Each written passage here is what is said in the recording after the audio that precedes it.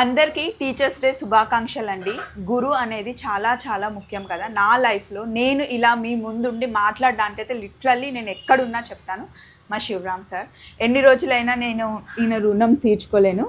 So thank you so much. నిజంగా ఎక్కడో దుబాయ్లో హౌస్ వైఫ్గా ఉన్న నన్ను నువ్వే ఈ షో చేయగలవు, మమ్మీస్ కిచెన్లో నువ్వు ఉండాలి, నువ్వు రావాలి అని చెప్పేసి నన్ను పిలిచారు.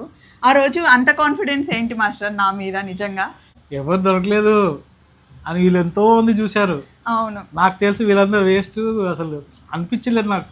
చాలా ఆడిషన్స్ తీసుకున్నారు వీళ్ళు ఆల్రెడీ. నేను జాయిన్ అయిన ముందరే ఆడిషన్స్ తీసుకున్నారు.